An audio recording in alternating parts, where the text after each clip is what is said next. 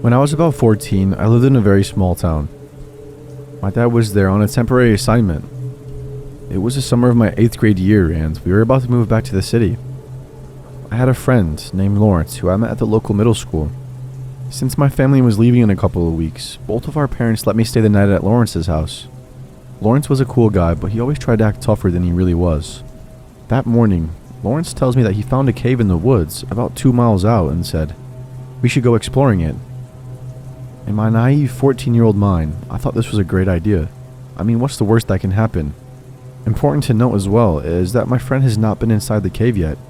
So we go to the location. It's pretty far in the woods and very hidden. When we walk in, we discover that other people had been there before. We see a lot of beer bottles, potato chip bags, and other convenience store junk. Then a little further into the cave, we stumble on this area. This is when my nope meter started jumping. The area had a putrid smell and was lined with garbage. I even saw a few needles. At the time I didn't know what they were for. A grocery bag that seemed to be their portable outhouse, and a makeshift bed. It really seemed like someone was living out here. I know there are homeless people in the area, but I am still on high alert at this point. I saw some other stuff that I later came to realize were sex toys. A ball gag, rope, anal beads, among other things. I'm getting pretty nervous at this point. We are in a potentially crazy homeless person's den. The next thing I found was beyond creepy. It looked like a photo album.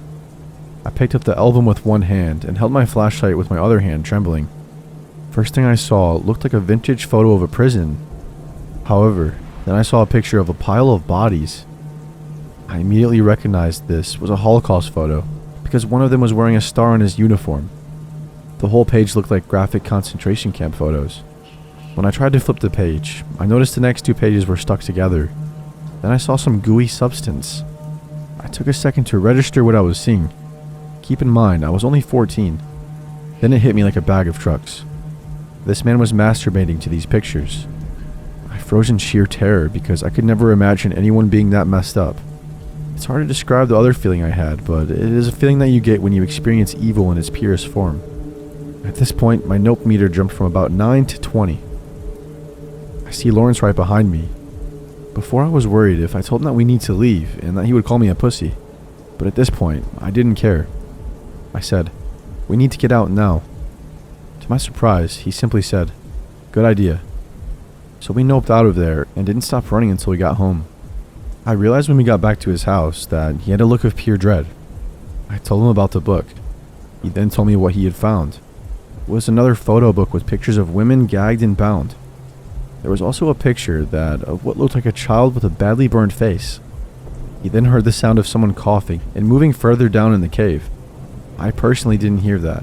That is when he came over to me and was about to tell me to run as well. We finally told his parents later that day, and the police were called. But the only thing they found was trash. Naturally, nothing came of it.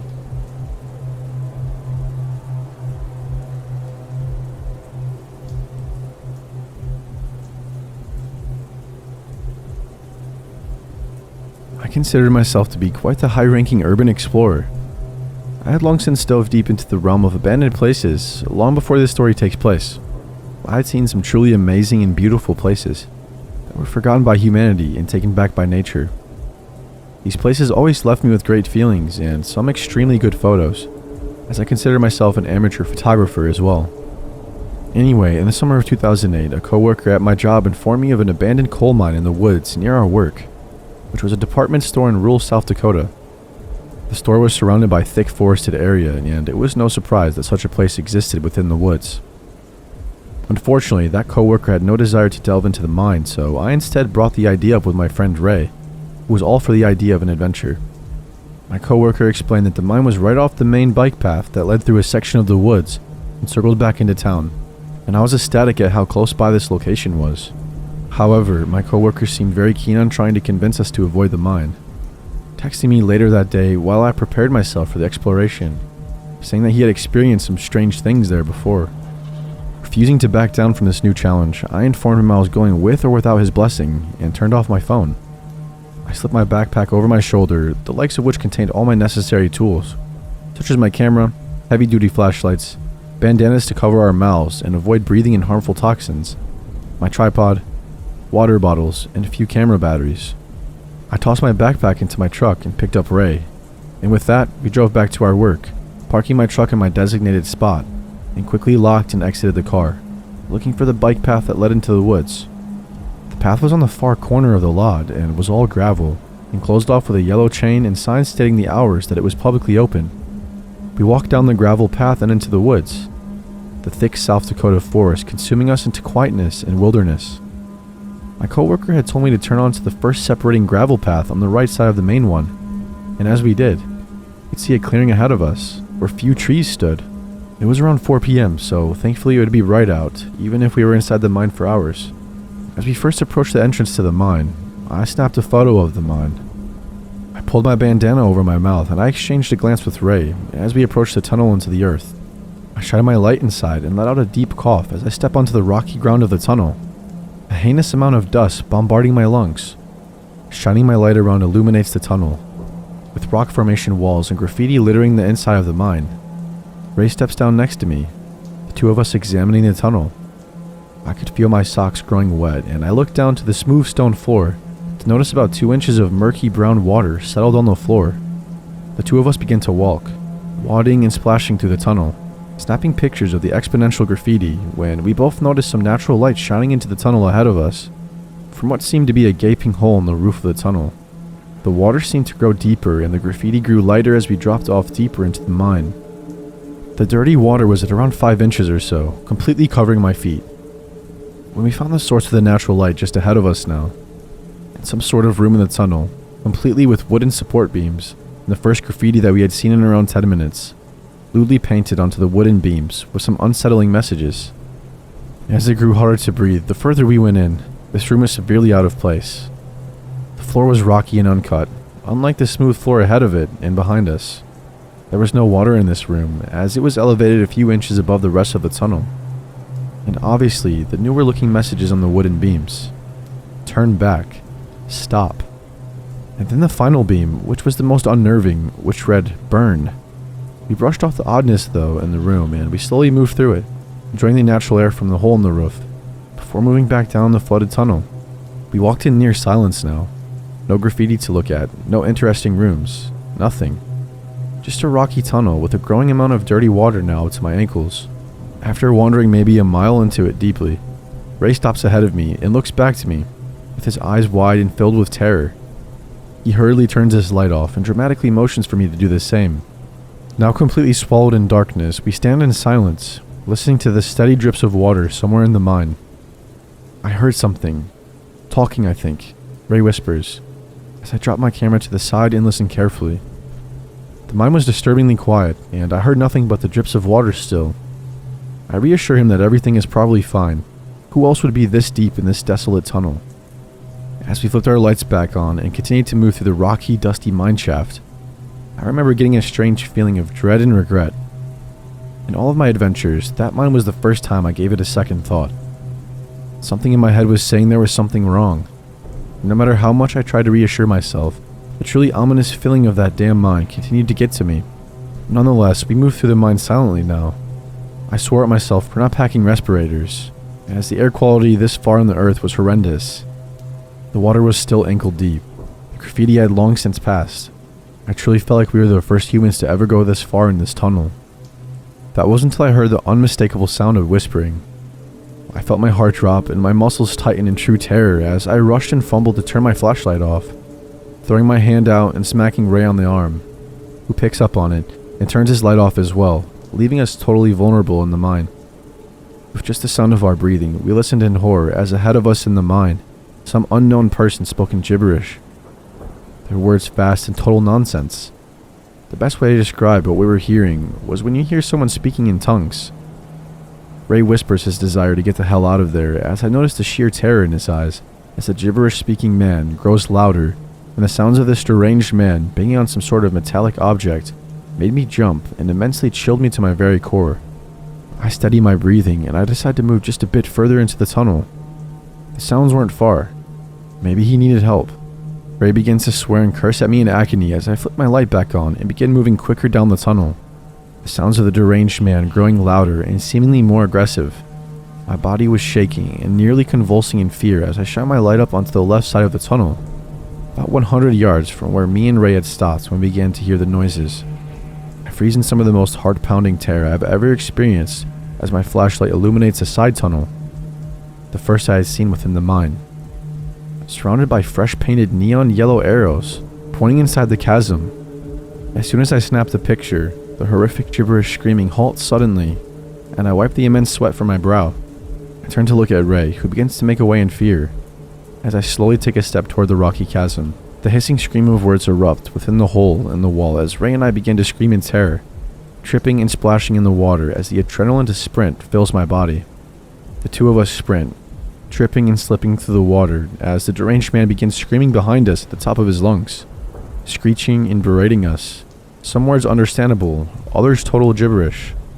The screeching of his voice echoed through the rocky tunnel, his voice in a truly sinister and horrific tone that will haunt me for eternity. I can hear rapid footsteps behind us as Ray and I dead sprint through the mine, swearing and cursing and screaming during the most heart-wrenching moments of my life. As I turn to look back, shining my flashlight in confusion, panting and cursing, my light illuminates his shadow. He had stopped running and screaming and just seemed to be watching us as we continued to run through the tunnel. We momentarily stopped to catch our breath, panting and coughing as I noticed the dust seemingly growing thicker as the realization hits me that we were still about a mile from the entrance to the mine. We need to get the hell out of here.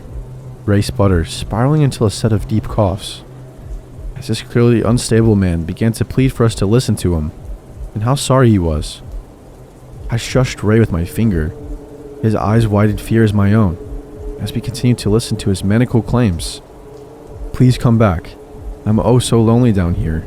You'll get used to it soon, I promise. Just stay a while. He pleads, with his voice cracking with each syllable, like he hadn't spoken in days. As the words leave his mouth, I quickly move my camera into my backpack and motion Ray to start running again, and we do. Sloshing through the vile water, and ignoring the horrid air quality, purely just wanting to leave this awful place. The man behind us had other plans, however, because as soon as he heard us begin running again, his tone deepened and became sinister again, screaming obscene things that he would do to us, including things that I don't want to mention to our bodies decomposed. And I now knew that we had to leave and never come back. Ray and I moved faster, using the dusty rock walls of the tunnel for support. My entire body soaked in nasty brown water as we finally reached a large room with the wooden pillars again. And with the man's voice trailing far behind, his echo barely audible, we slowed our pace. I remember my lungs feeling heavy and feeling like my chest was going to erupt in a shooting pain every time I moved a certain way. Ray and I spoke little to none, as nothing would ever reach the level of pure joy and satisfaction that we had when the natural light from the entrance to the tunnel welcomed us. Second favor to that of when we felt the setting of sun on our skin. We never did report this to the police, and our reasoning was as simple as we were trespassing on severely private property. In the 10 years that we have followed since this event, I have never returned to that awful place, and I never will. I'd be lying if I said anything else has happened, but no. I've never had another bad experience with an abandoned place, and I still explore to this day. However, on rare occasion, when one of my friends brings up tunnels or underground things, I can feel those same fear-inducing shivers shoot up my spine.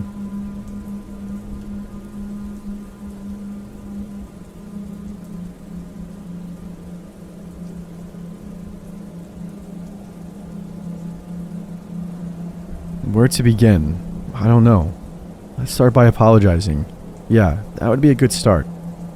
First, I apologize for my bad English. My main language is French, and I live in northern Quebec. Please bear with me as you listen to my story. I also apologize for my bad writing skills. I've never done something like this before. My friend and I share a hobby called urban exploration. If you haven't heard of this before, it basically means that you like to explore abandoned places and take a lot of pictures. Where I live, unfortunately, this is almost impossible to do, as we live far from any big cities, so we have to work with what we have, the forest. Instead of trying to find abandoned places to explore, we try to find the most beautiful or creepy places in our area to take pictures.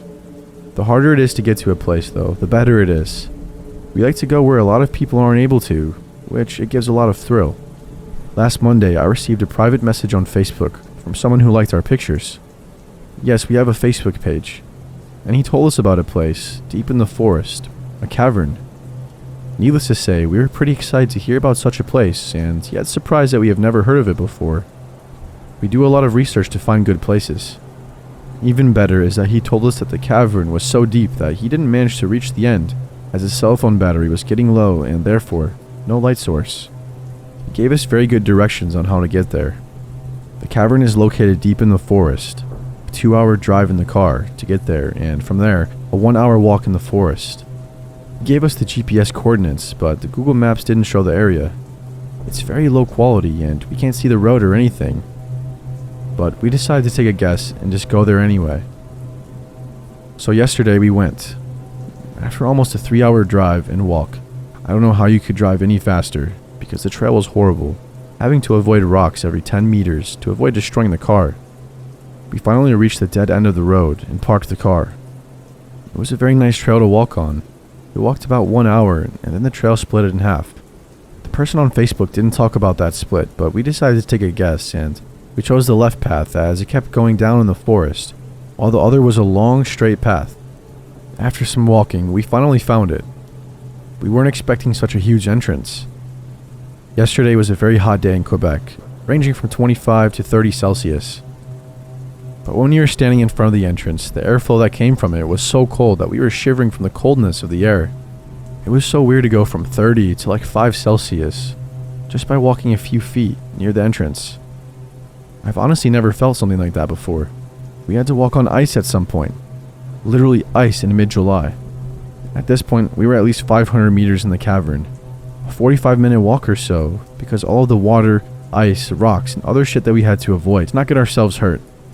I forgot to mention how it was hard to actually talk and listen to each other because of the echo. There was so much echo going on around us because of the vastness of the place that it was very hard to hear each other. We had to whisper to communicate. Not very long after, things started to get creepy. As we kept walking and as I was whispering to my friend how cool this place was, he told me to shut up and listen. We stopped dead in our tracks, barely breathing. We could hear someone walking in front of us. We didn't know how far he or she was ahead of us, but there was someone walking in front of us. Definitely not an animal, as we could hear the sound of a biped walking. My friend then asked, "Who is there?" Then they stopped walking. At this point, I told my friend that we should go back. The walking started again, but this time we could hear the person walking much faster and breathing heavily. We could hear him, I assume it was a male, breathing. Heavy breathing, like someone who smoked all of his life. No time for more thought, we both started running as fast as we could, jumping from one rock to another, then the ice. We had to slow down because we didn't want to fall on it. At this point, I told my friend to slow down and listen. That person was actually running after us, with no light. They were alone in the dark, deep in a damn cavern, deep in the forest with apparently no car to get there, because we didn't see any. I knew something was wrong and that this thing wasn't normal at all. We started running toward the exit as fast as we could without caring about slipping on the ice or walking in water. We really felt like our lives were in danger. When we finally got out, we didn't bother watching behind us to see what was after us. We just ran for at least 20 minutes on the trail. I was legit crying like a baby. My friend was just in shock, asking what the hell that was all about.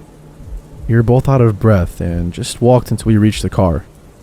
We didn't say a word during the drive back home, and we were just thinking on what has happened in that cavern. Sorry if it's a bit of a long story, for not so much in the end. I just had to talk about it.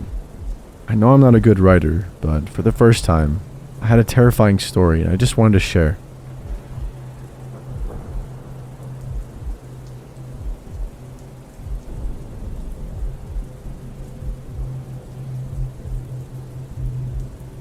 To give some explanation and background knowledge for this whole encounter, I was around 15 at the time this occurred.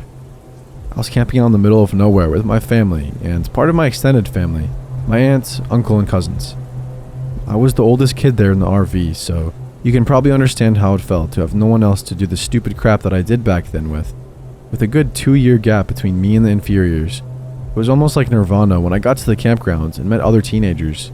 These were all people that we knew fairly well from previous camping trips, so it was considered normal to hit it off with them from the start, and act like we've known each other forever within the hour. Now to the story. My parents trusted me a lot, no lie. I liked my fun, but I liked getting home in time for dinner equally as much. So when I was gone most of the day with other people from the camp, they didn't think much of it. The only rule was that I had to be back to the RV to eat dinner, and before 8:30 in the evening.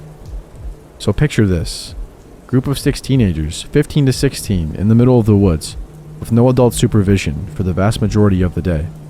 Just a recipe for success right there. But this particular day, we found a neat little deer trail that we hadn't found in the 2 years we'd been there before. On second thought though, it didn't really seem like a deer trail. It snaked through a really thick part of the underbrush, maybe a foot of clear ground, 3.5 feet clear of branches going upwards. It's a really hard thing to pick out of the brush, unless you're either really looking for it or know where it is. It was promptly explored, marked with a broken branch outside the entrance, and quickly forgotten, except I remembered this special little tunnel. That night, while we were all eating dinner, one of the adults proposed that we played manhunt out in the woods, at night. Not everyone was totally on board with this idea, but in the grand scheme of the plan, they were quashed down like autumn leaves. Everyone got a flashlight, and everyone was assigned to a team. For those of you who aren't sure what manhunt is, here's an explanation. Everyone playing is given a flashlight, and they are divided into 2 groups. It's basically like glorified flashlight tag, but there's a catch. As you catch people, you have to correctly identify who they are, and if you can, they join forces with the hunters. The last man standing gets a candy bar or something. Whatever is being offered as a prize. This is how we played it anyways. For the first round, I get lumped in with the runners, those who are getting chased by the hunters. We get a 5-minute head start to run, climb a tree, or whatever the hell we want to do to evade the hunters. Usually, I'm the one up in the tree, but that never really worked out as being the winning spot. So, to try and score a win for once, I decided to play the cat and use one surefire method of escape. And the hiding spot was the rude little path through the thicket. It took most of the head start time to find the damn thing because it was so well hidden and out of the way. As I passed hiding spots, I heard hushed, smothered whispering between siblings who were questioning my actions. Like a bird's wings rustling when it's fluffing itself. It should be noted that I have bad hearing. My ears are possibly my greatest asset in this game. But when I'm just reaching the destination, I hear the short blast of the air horn announcing that the 5 minutes are up. I swan dove into this minute little path in the undergrowth, shuffling on my hands and knees until I'm about halfway in, crouching down like some huge malformed quail. The hunters are doing an initial sweep through the trails, looking for obvious hiders and people called out trying to change spots. When they finally reach me, they reach the dead end and go straight back. I try to readjust myself and crawl further down the tunnel. I honestly don't know how it happened, but I found an even more hidden path within that one, and accidentally, I dragged my stupid body down the rabbit hole. Except instead of ending in a dead end, this one ended in a slight hollow. I don't ever want to describe exactly what I found there. I'm sorry, but I just can't. It was a younger looking woman, naked, covered in lacerations and stab wounds in the fetal position. Her glassy, glazed eyes seemed to look straight through me. I refused to go any further than that. I was too scared to scream, and I froze there while a dark burgundy stain formed on my jeans. I froze there in a pseudo-catonic position, like a marble carving for what felt like hours.